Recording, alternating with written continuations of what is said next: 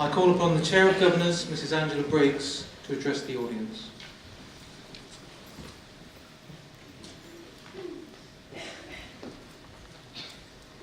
Thank you. Right. Honoured guests, governors, staff, graduates, family and friends, I declare this ceremony open for the purpose of conferring degrees and presenting awards. As a new chair of the governing body for DN Colleges Group and the University Centre, it gives me genuine pleasure to present this year's degree and certificate awards to a very successful group of graduates. Attending here today, you have every right to feel enormously proud of your achievements, as I'm sure do your family and friends. I also know that your tutors, the college governors, the senior leadership team and all at Doncaster University Centre are equally proud of your outstanding achievements. You wouldn't be here today if it wasn't for your tenacity, hard work and dedication. It is these qualities and your capacity for hard work that will serve you well in your future employment. You demonstrate in abundance the qualities that employers are looking for, both locally, nationally and internationally. And I'm sure that they will think themselves very lucky to have secured you in their employment. Following your success, as you embark on a new and exciting chapter in your life and career, I'm sure you'll now have the confidence and resilience to meet the challenges head-on as you grasp opportunities that come your way. We look forward to hearing all about the wonderful things you've done and achieved. You are great role models for all the young people who are following in your footsteps. So, congratulations to all of you on behalf of the staff and governors. I wish you every success in all that you do and aspire to do in the future. And I now call upon the Chief Executive Officer of Doncaster College and University Centre, Anne Tyrrell, to address the audience. Thank you.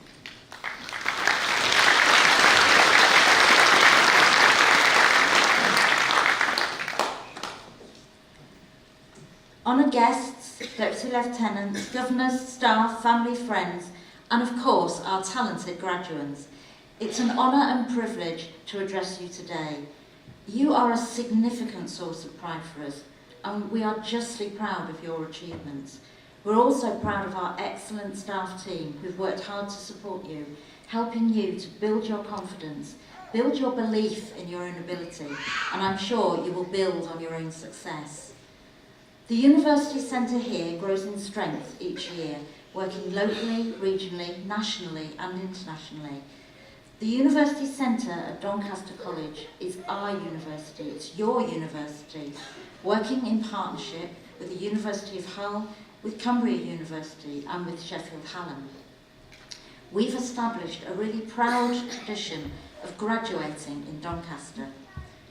Doncaster is ambitious, the fourth fastest growing economy in the country, and we believe in and are ambitious for Doncaster. Doncaster University Centre is proud to play a major part in Doncaster's aspiration to be a university city, and we believe that our long-established university presence will and must play a significant part in realising Doncaster's aspiration. We are unlike other universities in so many ways. Our graduates are more likely to be more local, more likely to stay local, and live and work in and around Doncaster. As a graduate, you are also more likely to earn more and contribute to the skills really needed in this area by employers. The higher level skills that you have acquired will benefit you, will benefit our employers, and will benefit the communities in which we live. Our vision is to transform our communities through learning, an ambition which really drives us, knowing that impact we have and the really positive difference that we can make to people's lives. And you are also an inspiration to others. Don't underestimate your achievement and the impact that that's going to have on the world around you. Others will aspire to emulate you, motivated by your very personal stories about your journey. Your time and experience here at Doncaster University Centre will have changed the way you think, the way you see the world, and the way in which you will, with greater confidence, take forward your careers and ambitions. And it isn't just about what you've learnt that's going to ensure that future success. It's also about those skills and those attitudes you've acquired. And a university education really brings that critical and curious mind.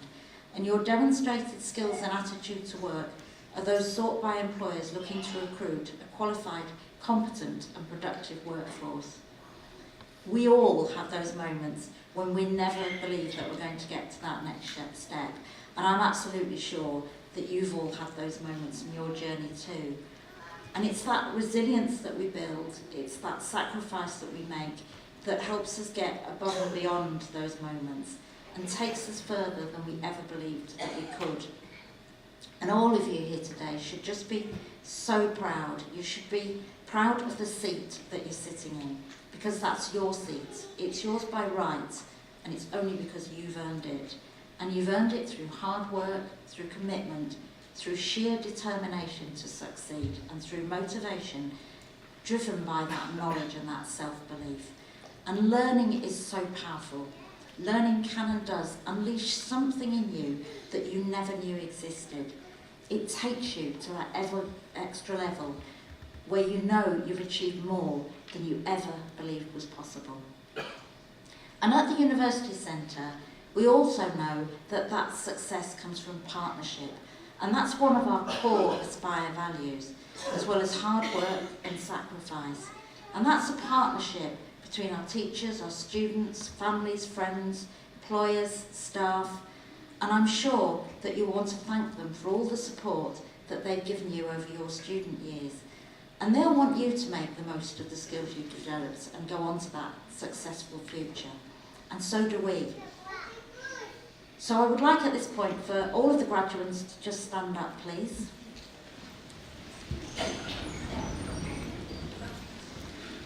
And I'd just like you to put your hands together for all of those here today and other friends who've supported you to get to this point. So a round of applause, please, from the graduates.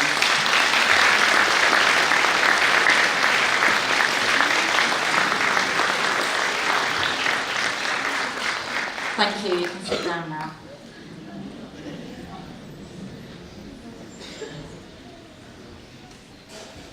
So thank you. Just warming up the clapping muscles because we'll be using them soon. So today, it's an important day. It's a formal day. But take time, when you come up to the stage, take time to enjoy your moment. Take some time just to congratulate yourself. Take some pride in that achievement and make that moment last a lifetime. You will remember this moment for a lifetime and help to use it to build that belief in yourself. And you will take that with you, and you'll take that with you into your successful future. And please make sure you keep in touch with us too.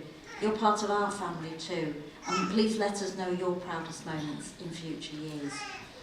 So I grew up as a child reading Winnie the Pooh, and I've since realised, along with many esteemed academics, that Winnie the Pooh was actually a great philosopher. So in the words of that great bear, always believe that you are braver than you believe, stronger than you seem, and smarter than you think. So please join me in congratulating all our graduates.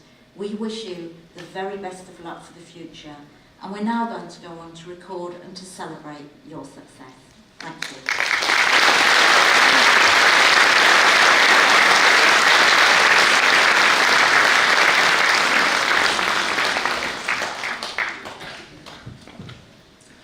As Director of Higher Education, I'm pleased to receive the candidates who successfully completed their studies in the academic year 2017-18.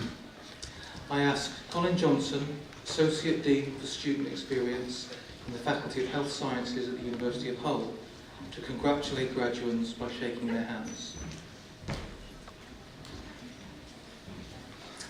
Will candidates come forward to receive your awards?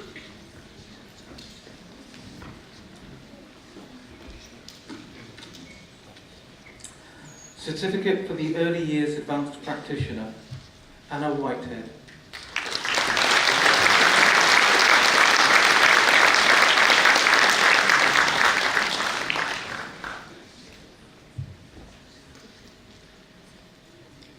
Certificate in Education, Teaching in the Lifelong Learning Sector, Victoria Dennison.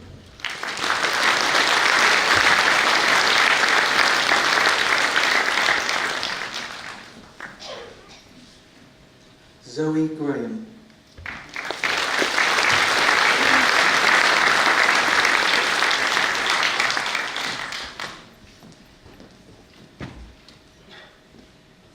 Kelly Howe.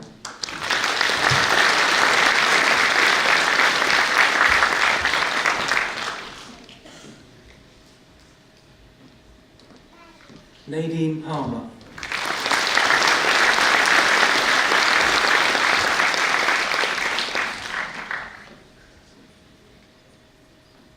Emma Poskett.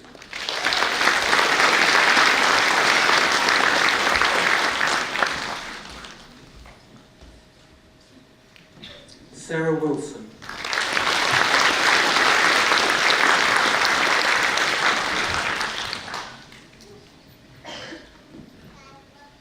Certificate in Education and Training, Chloe Highlands.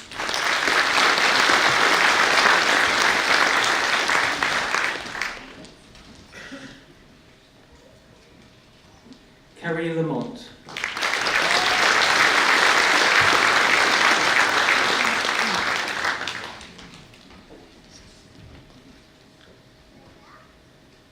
Erica McCabe.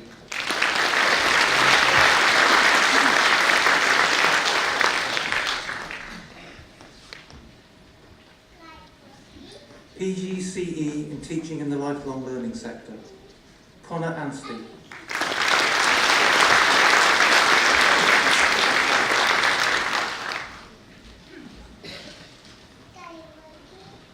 Elizabeth Birdsall.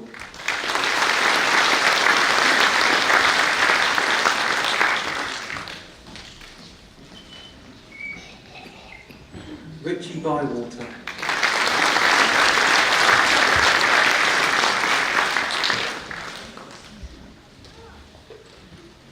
Christopher Draper.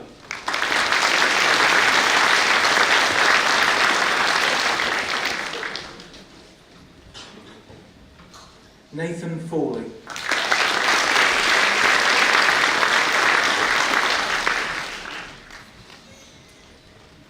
Stephen Wilson.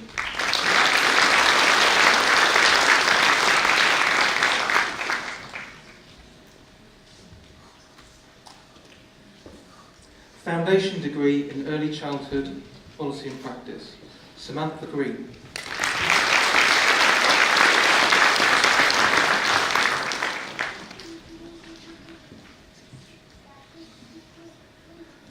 Claire Howe.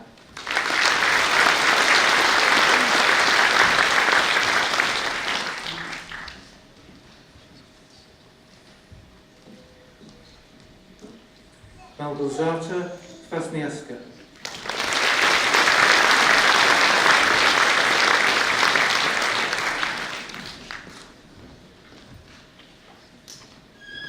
Sarah Robertson.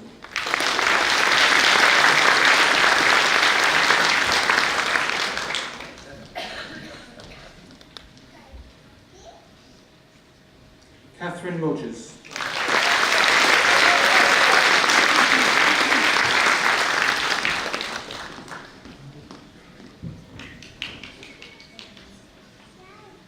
Kim Whitehurst.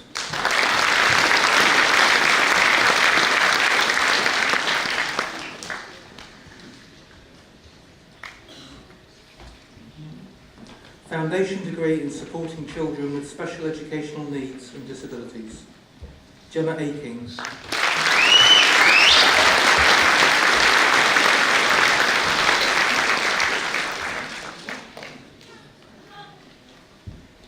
Amelia Hopkins.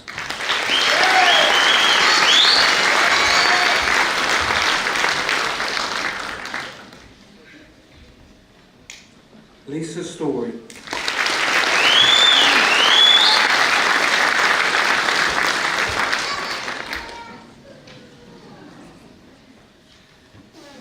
Jordan Wilson.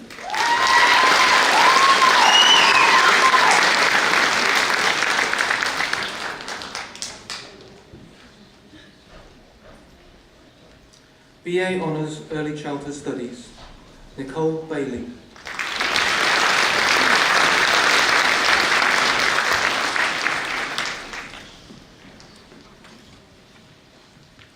Deanna Bennett.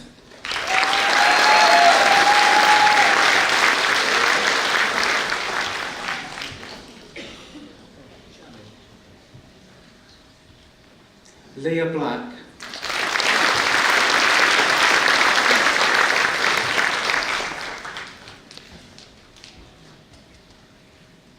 Kylie Blagden.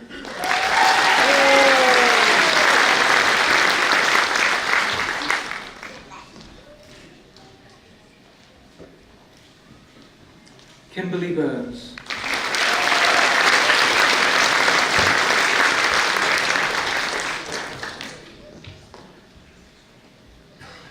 Kieran Buttar.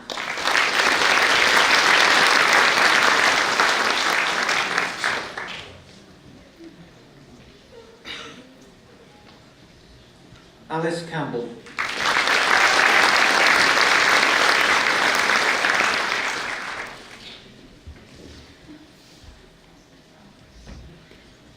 Julianne Cheliktas.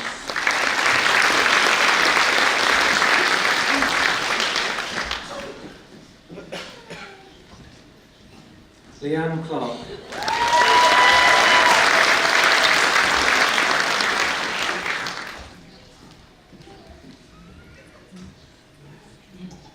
Shannon Clifton.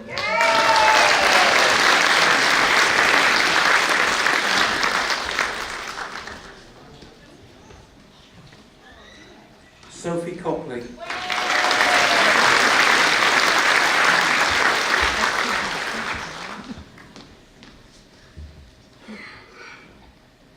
Sarah Crumley.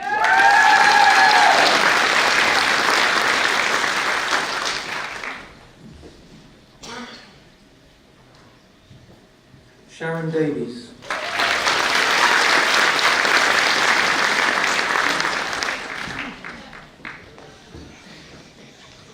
Terry Dickinson.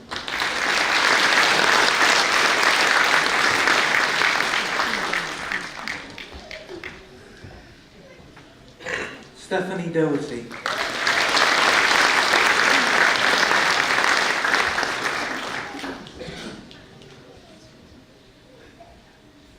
Danielle Fenning.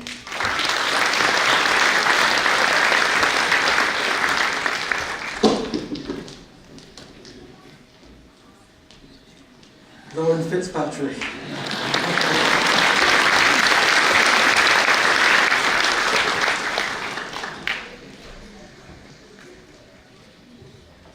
Brianna Garden.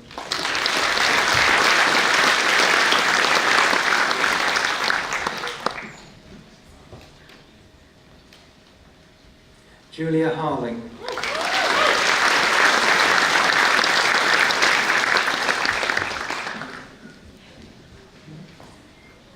Michelle Holborn.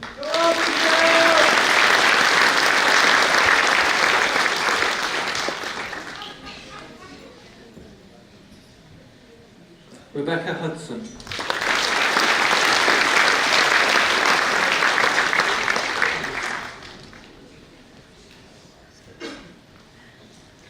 Samira Hussain.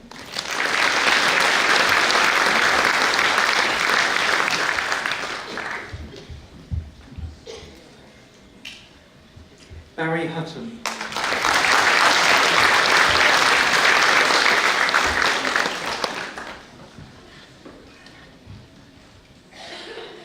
Sarah Johnson.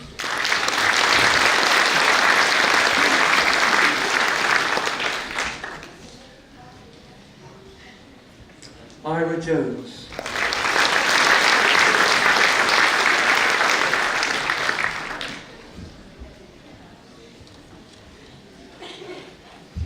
Rebecca Kenner.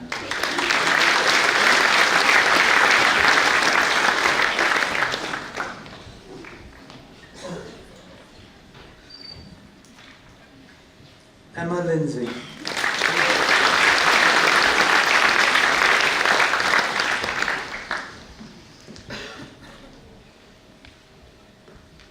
Deborah Lister.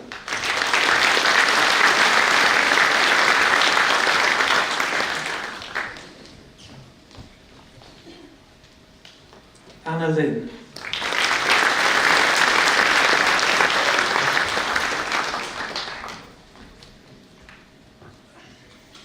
Kelly Mackenzie.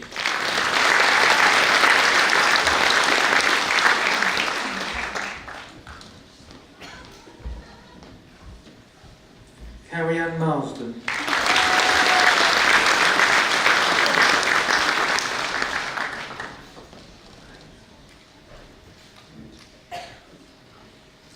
Leslie Martin.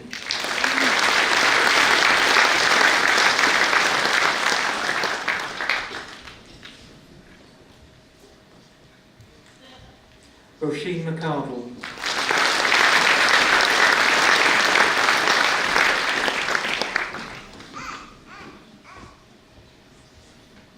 Michelle McRae.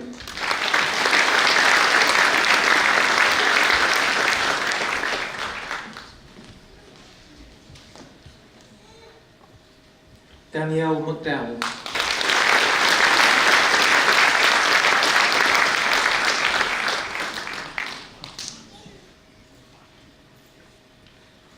Gabrielle McFadden.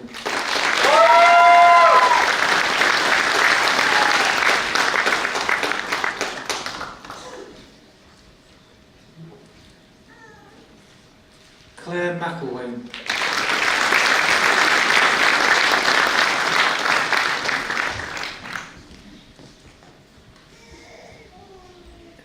Bethany Morgan.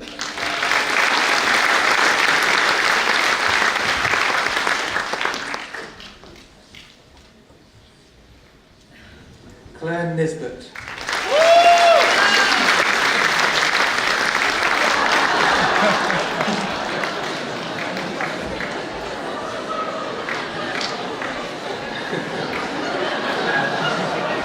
Tracy Nisbet.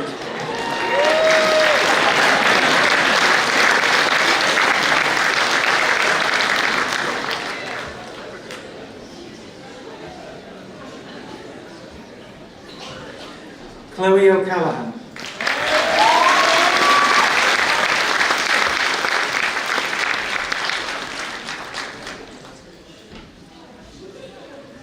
David Pendleton Nash.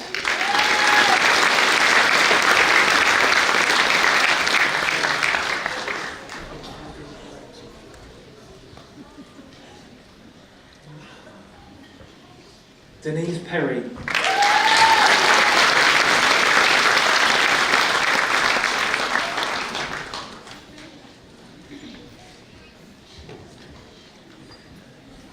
Jessica Perry.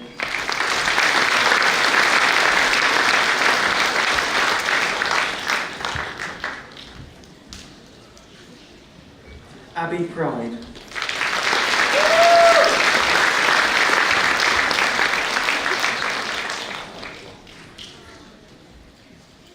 Aisha Rashid.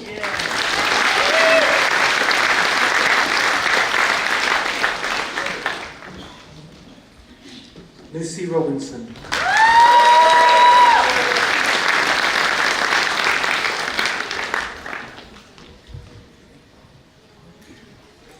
Lita Rosita.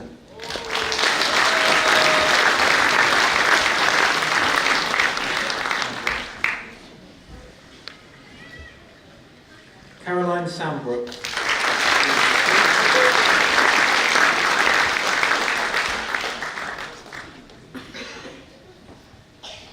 Rachel Scott.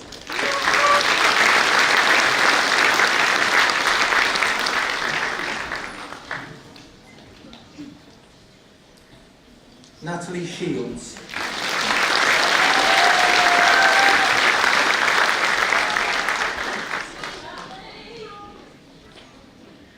Stacey Smith.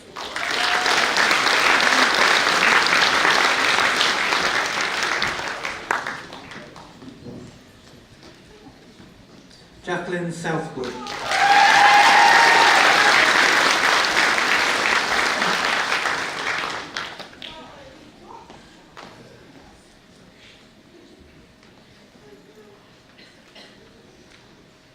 Katie Tong.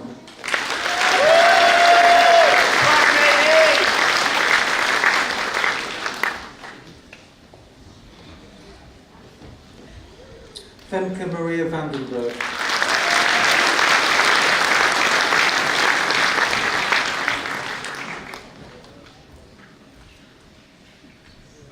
Shannon Wake.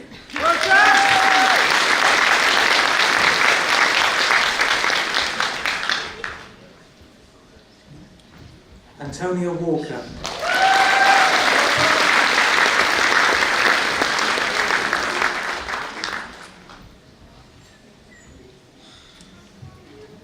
Charlotte Whaley.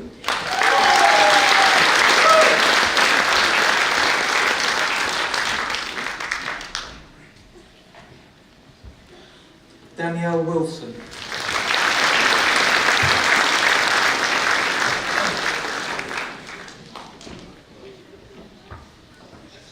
Anna-Marie Woodhead.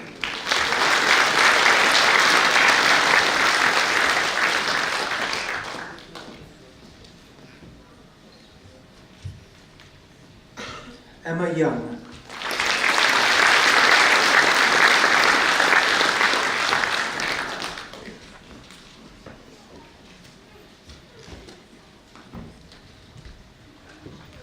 MA Early Childhood Studies, Sarah Brooks.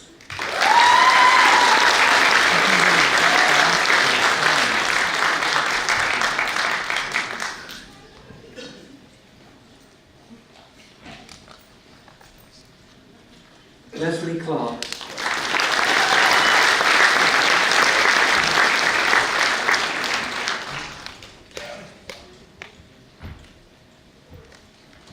MEd Advancing Professional Practice, Graham Drury.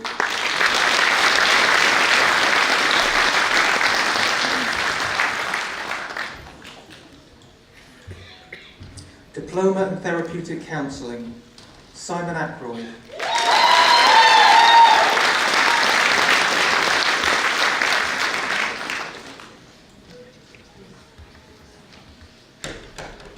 Yasmin Akhtar.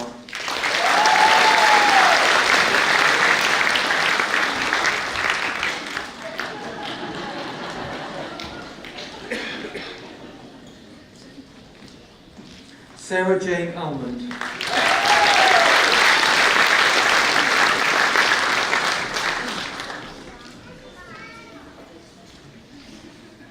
Kaylee Brandon.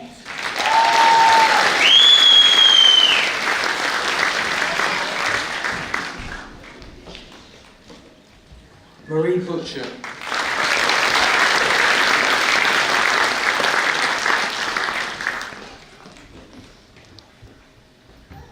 Kirsty Hargadon.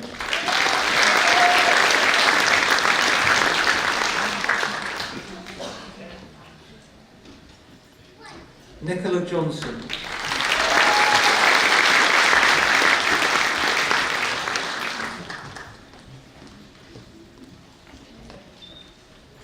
Carly Lee.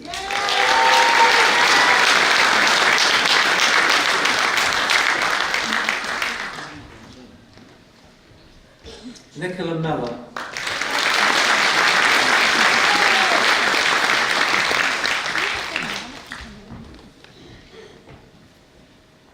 Natalie Savage.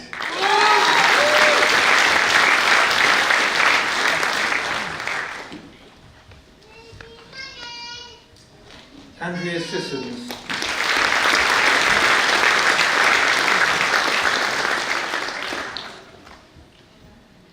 Sally Sprayson.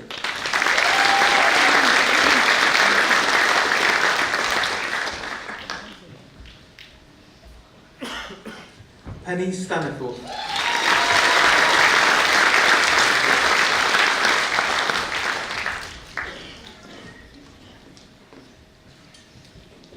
Charlotte Treyers.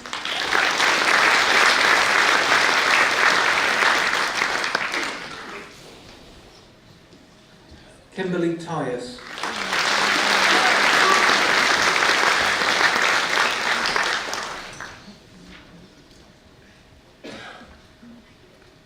Suzanne Was.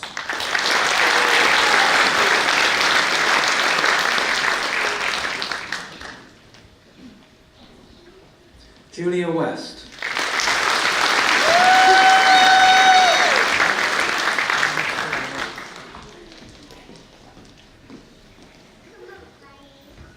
Julie Wiggett.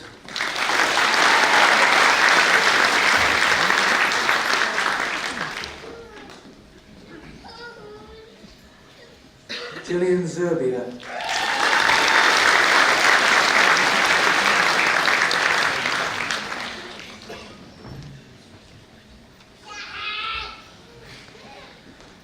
BA Honours in Counselling Solutions. Shalene Baker.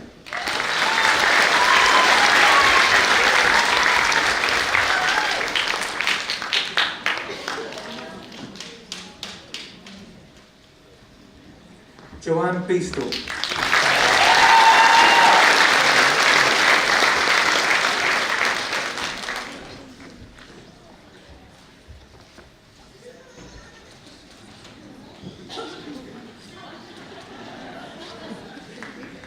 Lisa Birch.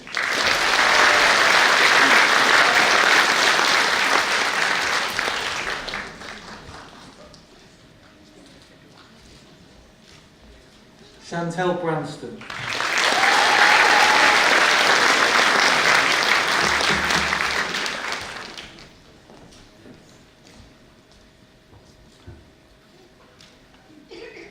Liam Bruce.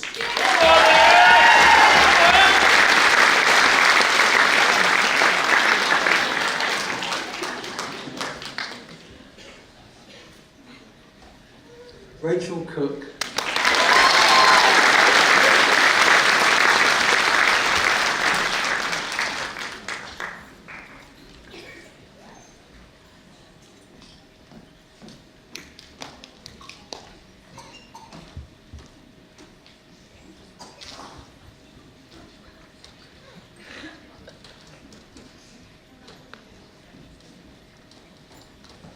Chelsea Dickinson.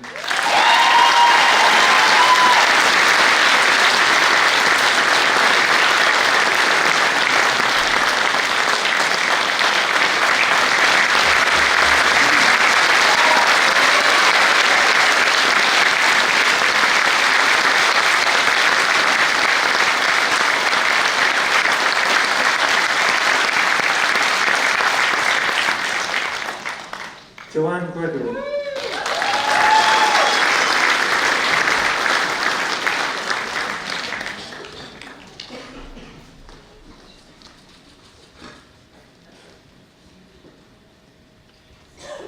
Melanie Kirk.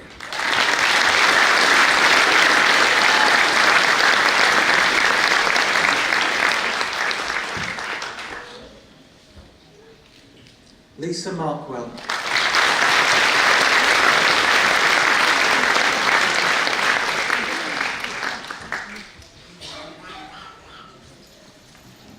Shona McLean.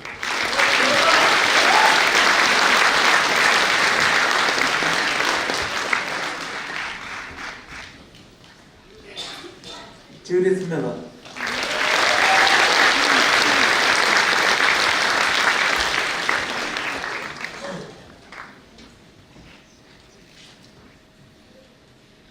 Nicola Miller.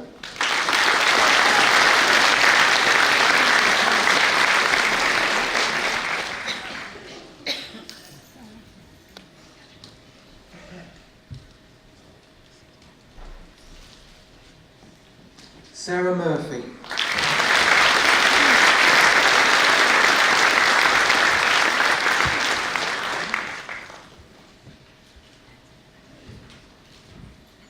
Stephanie Newman.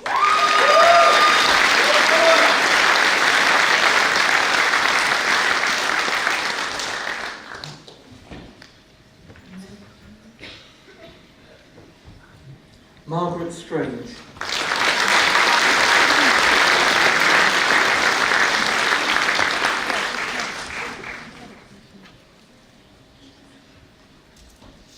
Tracy Tufts.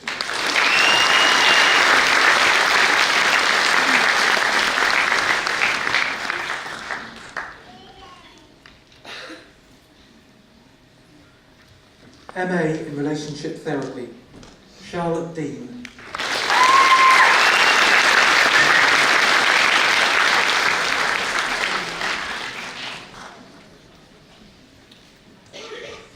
Pioli Halatsa Kalyan.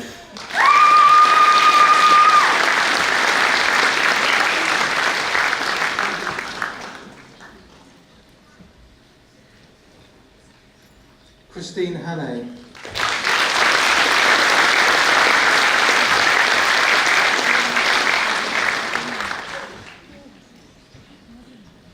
Michael Sewell.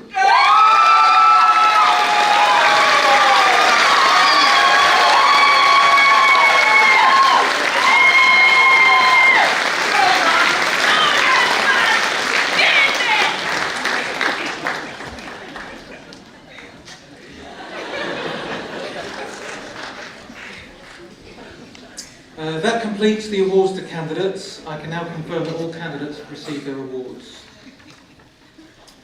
I would like to congratulate our new graduates and ask them to stand.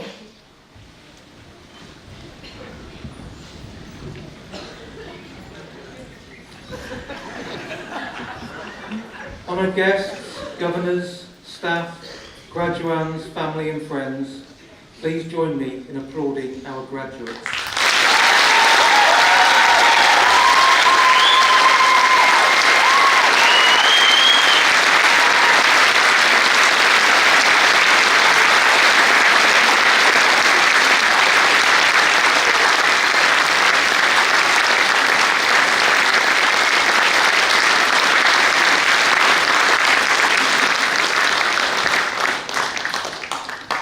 And I'm sure our graduates would like to show their appreciation for the people that have helped them along the way to completing their awards. Please.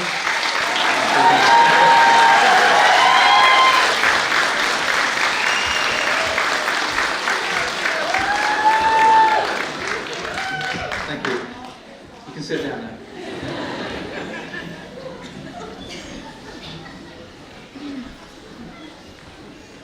I now call upon Mr. Steve Judge, our guest speaker for the ceremony.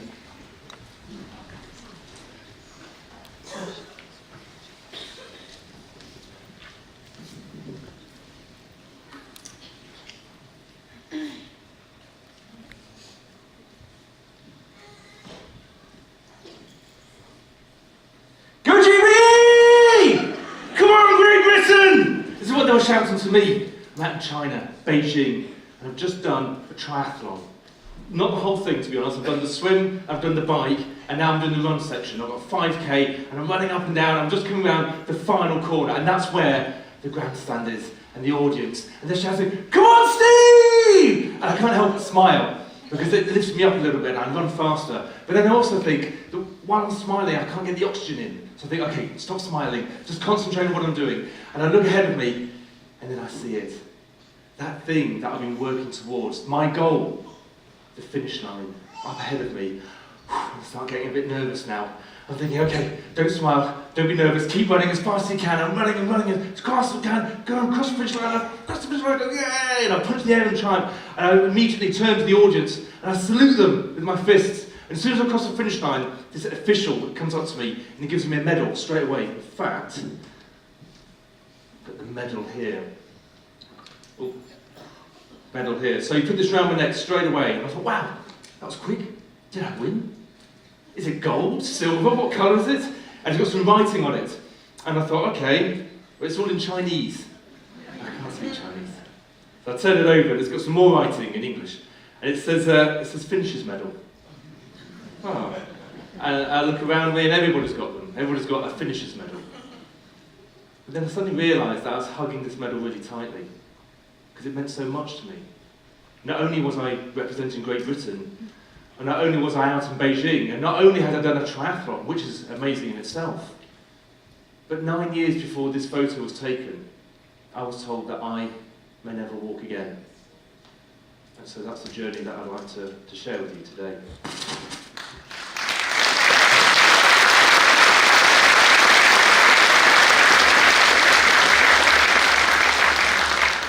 But it's not about me, apparently. You guys, but not just you at the back, you at the front, in the posh seats up there. Everybody, I want you to start thinking about what your goal is. What's your gold, as I would call it? What's that thing that you really, really want? Yes, you've achieved amazing accomplishments today. Well done. What's next? What are you going to go on to achieve now? And you supporters, you've done so much. What about yourselves? What are you doing for yourself?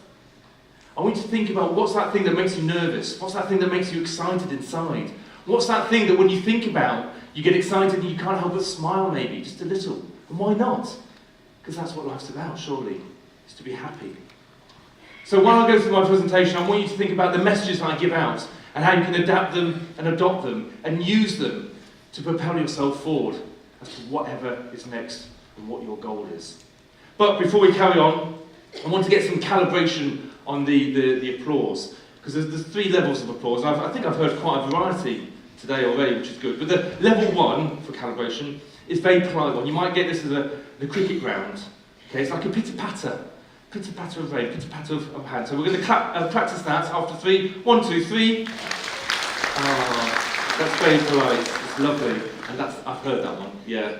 Okay, now we're going to raise it a little bit to a bit more up-tempo, a bit more effort into it. So after 3, 1, 2, 3. Very good. Okay, level 3, you know what's coming. Level 3, I've heard this already down the front row, amazing. And I've heard from Michael. So level 3, I really want you to let go all your inhibitions. Let's call it the golden buzzer, and you can whoop it out. I know you're not American, but you can whoop if you want, and applause. 1, 2, 3.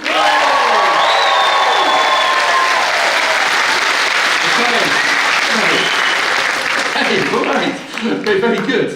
Need to show off. Right, okay, so I also want some audience participation. You at the back, the graduates. When I say, later on, I could hear the crowd shouting, I want you to shout with me, go GB. You up for that, yeah? So we're going to practice that. So I could hear the crowd shouting, go GB! Very good, supporters at the front, and family and friends. Yours is the next one. So it's going to be, come on, Great Britain. So I'm also going to say, I could also hear the crowd shouting that. Okay, so we're going to practice that. After 3, 1, 2, 3, come on, Great Britain! Very good. Hi, up there. Are you okay up there? Yeah? Okay, so, also, Sheena, are you up there? Hi, Sheena. Yeah. I'm talking to Sheena about her goals and about what she wanted to achieve later on in life, and she's got some ideas already. So we won't share, you can keep that surprise. Okay, so Sheena and your crew, so I want you to do the last one, and this is very, very personal to me, so don't muck it up. Okay, this one is, come on, Steve. Okay, you ready for this? 1, 2, 3, come on, Steve! Excellent. Okay, so now we've got that established, we shall carry on, because it is actually all about me. So, I love to run. I've always loved running. This is me when I was 10 years old, doing the Retford 10K. I'd run anywhere and everywhere. I'm the one on the left, the good-looking one. That's my brother on the right. Running was one thing. I went to Hayfield Comprehensive School. Anybody from Hayfield? With a lovely brown uniform there. So went to Hayfield Comprehensive just down the road. And then I also loved scouting. So I was the scout that used to take the badge book home. I used to flick through that badge book looking for the next badge that I wanted. And then I'd ask for help from my mum, my dad, or the scout leader. And they would actually help me to work towards my goal. I did it for the fun, the challenge, the adventure. I also did it for life skills and opportunities. Now when I left school, I worked down the pit. I worked down Maltby Pit, that was my pit. I worked in Bentley at Cementation Mining. And I came to Doncaster College. And that's where I studied mechanical engineering.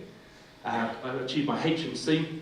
And I remember coming here today was just amazing because I used to be at the Waterdale before I got knocked down. I saw the library. The library means a lot to me. Because much as I came on day release, I had information overload on that one day release. And I used to spend my evenings in the library studying over the revision notes because my goal was to achieve, to graduate. And I knew what I had to do that. I had to put the time and the effort in, as I'm sure you can all appreciate. So I carried on with running in my young adult years because I love to run. That takes me up to 2002. I was driving on the outskirts of Sheffield and my car lost control. There was a bit of water on the road and my car skidded. And it just took, there was nobody else on the road, I wasn't speeding, there was nobody else in the car. And it just skidded to the side and it went off the road and it bent into a post and it bent the car in half. And in that crash, both of my legs got crushed. I couldn't get out of the car and everybody came to save me. The ambulance, the paramedics, the police, the fire brigade, and it took them about over an hour to slowly cut the car apart piece by piece, eventually reach in and grab me out and my legs and they put me in a nearby waiting ambulance. The ambulance mercy dashed me to the nearest hospital, which is the Northern General Hospital in Sheffield. Now, I remember the ambulance trip very clearly, to be honest, because the other two guys in it were called Steve and Steve. I remember them saying, "Are you okay, Steve?" I said, "Yes, Steve." "Right, good, Steve. We're going to go very fast, Steve." "Okay, Steve." "Yes, Steve. That's good, Steve." "And we're going to go very safely, Steve." "Okay, Steve." "Right, Steve." "Yes, Steve." "Right, that's good, Steve." So the Steves took me off. To be honest, I like Steves. Okay, Steves are good. They gave me lots of blood. They saved my life. They took me all the way to the Northern General Hospital. And then I met my surgeon. Now, my surgeon was Simon. I didn't know Simon. Simon looked at my legs and he said, "Okay, Mr. Judge, we're going to see what we can do, but with the injuries that you sustained, you've got to understand with your right leg, we may have to amputate it." And I just remember looking into his eyes and said, "Please, just do the best that you can." And with that, they took me into the operating theatre. And 8 hours later, I woke up, and I was feeling really terrible, to be honest. It was around this time that the surgeon was doing his rounds, and he came in to see me, came over, and he said, "How are you feeling?" I said, "I feel terrible. I feel really, really groggy." He said, "I want you to know that the operation was successful, and we managed to save both of your legs, but due to the severity of your injuries on both legs, you've got to understand that you may never walk again." I think when somebody gives you information like that, it's very much a fight or flight. With a flight being just rolling over in bed and just giving in. You know, "Okay, I guess I'll never walk again." And the opposite, the fight, I can remember feeling really angry inside, thinking, how dare he? How dare he have the audacity to say something like that? I remember lying there looking up at him thinking, who are you? Who are you to tell me that I may never walk again? I mean, your name's not even Steve. So I like Steve. But he had a point. So my injuries were very, very bad. Let me try and explain my left leg. My left leg was ripped apart at the knee, so it's bent sideways. So the four ligaments that you got there, the big rubber bands, they're just like ripped out. My right leg was partially amputated. Let me explain with the aid of a prop. So my tibia bone. My tibia bone was broken once, twice, leaving 4 inches of bone that was considered no good by the surgeons in the operating theatre, and consequently this piece was thrown away. And this left me with a very short leg, as you can imagine. That's what I woke up to. Do you want to see an x-ray of the injury? If you don't want to have a look, just look away. I'll let you know. But it's quite warm in here, that's what I'm thinking. And some of you are very excited. I'm a first aider, so I'll be on the lookout. This is my risk assessment, by the way. And it's not a joke. Jeez, what's happening already? Right. Okay, here we go. There's the x-ray. Okay, so you can see the 4 inches bone that's knocked out.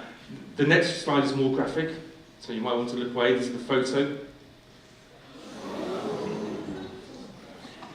With the cage on my leg, it was my responsibility to twist the bolts day after day after day, slowly stretching the skin and the muscle and the ligaments, and actually wrenching the bone apart to form a gap of 4 inches.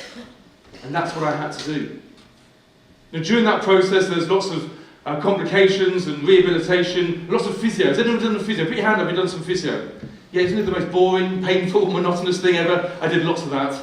But the thing is, I also had this gap in my leg. And I don't know about you, but how do you grow bone? I just thought you drank lots of milk. Or maybe ate lots of cheese. And I remember the surgeon says, "No, Mr. Judge." He says, "No, Mr. Judge. No, you've got to use your bone if you want to keep it. So you've got to learn to stand on it. So you've got to walk on it. Trust the cage." And I was like, trust the cage? You trust the cage? But that's what I had to do. Now, I live in Sheffield. It's very hilly. I needed somewhere flat. I needed to do some walking. So I found a place called Rother Valley. Do you know Rother Valley? Yeah, it's not too far away. So I was driving down there, and my brain screaming out to me, "Don't do it!"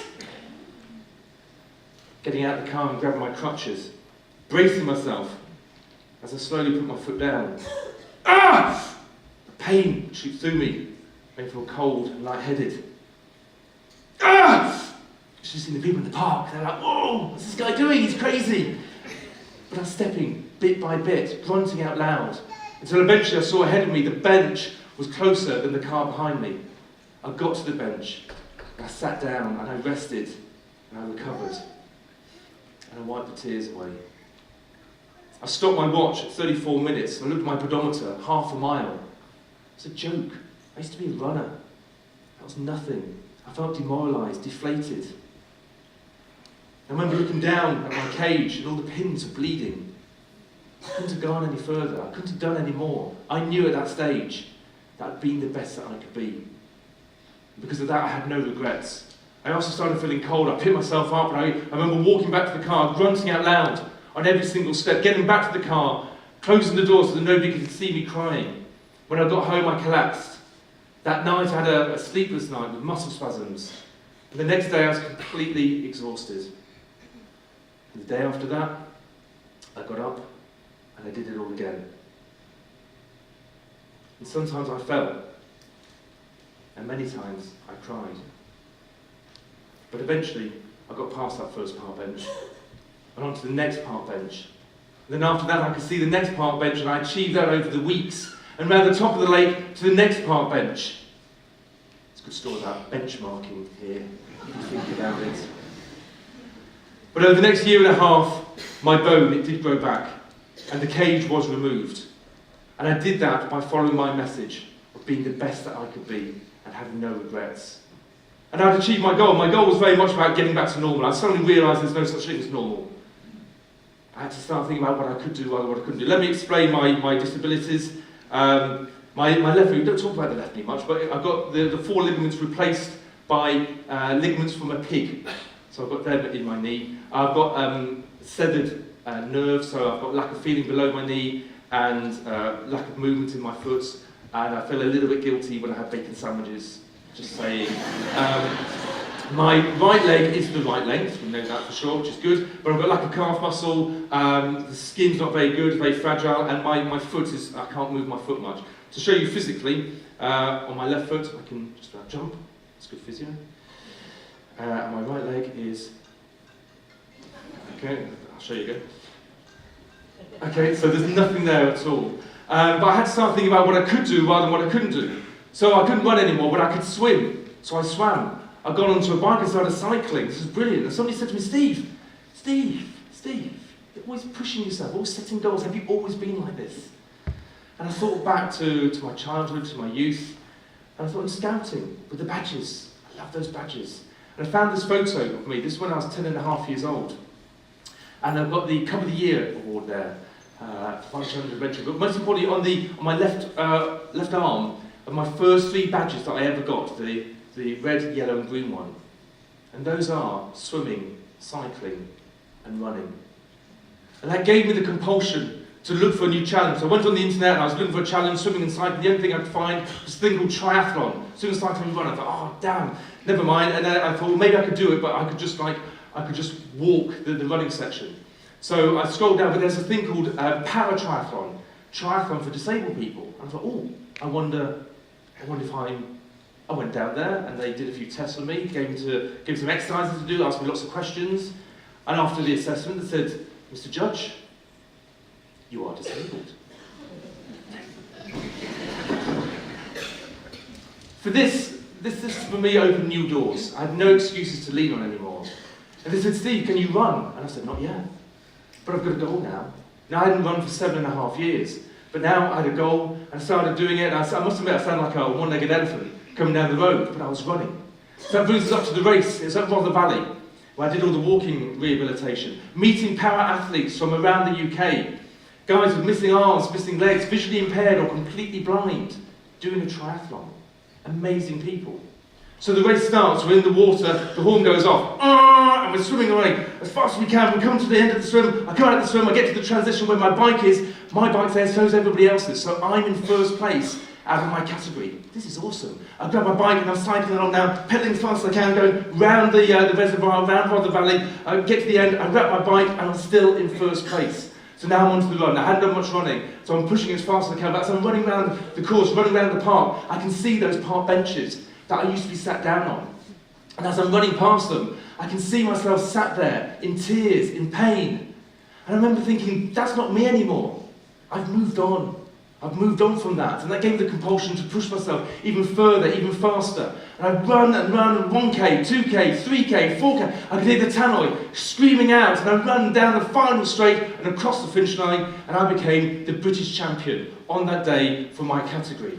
Now, more than that, because on that day, one of the officials comes up to me and says, Steve, well done, you're British champion. Would you like to represent Great Britain? And I'm like, hell yeah. The thing is there's opportunities, and I speak to everybody here, especially the graduates at the back, there's opportunities everywhere. We've got to know how to see them, to hear them, to smell them. And when we do something about it, grab hold of it with both hands. And that's what I was prepared to do. That was difficult for me. I had a full-time job in health and safety, in construction. I had a family with 2 kids. I had this opportunity of representing Great Britain. So the first thing I did was I changed my alarm clock at 5:30. That was my time. I'd get up early in the morning, I'd go swimming at Ponds Ford in Sheffield. I'd then go to work all the morning. At lunchtime, I'd go for a run. We didn't have showers where I worked. I had a bucket and a sponge in a cubicle. I sponged myself down, then I'd be back at the desk in the afternoon, and then I'd get home, play with the kids, put the kids to bed, and then I'd be out on the bike with the turbo trainer in the garage. I was always thinking about what I could do, rather than what I couldn't do. So over the next couple of years, I set goals for myself. I became British champion again in 2010, in 2011. In 2011, I became European champion.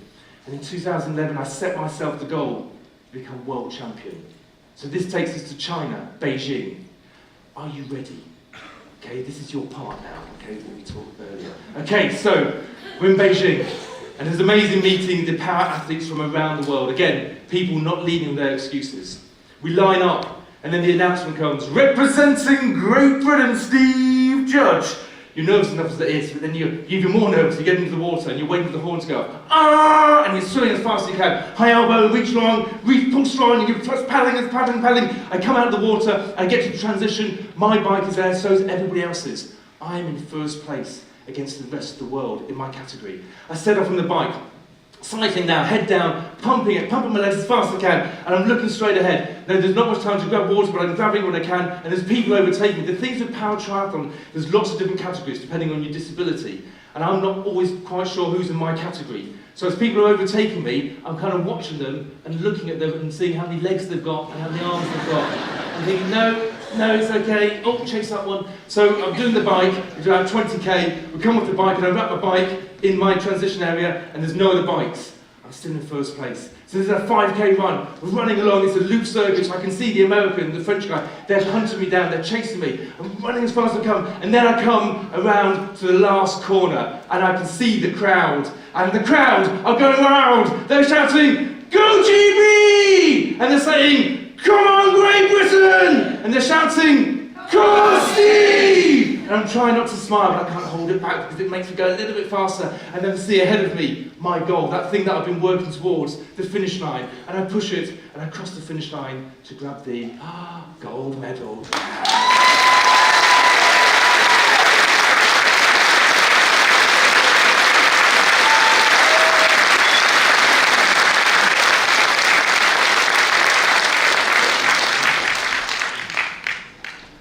So, I set other goals after that, but I've retired from international competition in 2013. With my spare time that I had, there's only one thing I could really do, and that's to go back to scouting. But I'm now a Cub Scout leader, helping the new generation with their fun, their challenge, their adventure. I'm also giving them life skills, giving them opportunities. Who knows where those badges will take them? Yes, I run my own business now. As an international motivational speaker, my 3 principles are to help people, inspire others, and motivate many. And that's my goal, and that's what I'm working towards. But what about you? What's that thing that you really, really want to do? That thing that makes you excited, maybe a little bit nervous. You know, on your journey, there's going to be times when you feel like you failed. There's no such thing as failure, only feedback. There's going to be times when you're struggling towards your goal. Don't change the goal. Change the plan. There's going to be times when you feel that there's barriers in your way. You're going to see those barriers as excuses. And you're going to smash through those barriers by turning those excuses into challenges. And while you're doing all of that every single day, You must always, always be the best that you can be. Because if you do that, then you'll have no regrets. Thank you.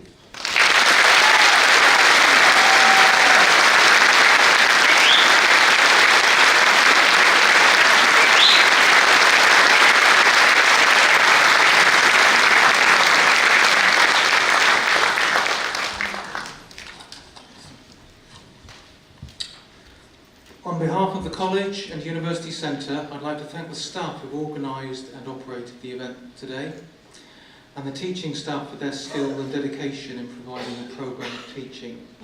Please join me in applauding them.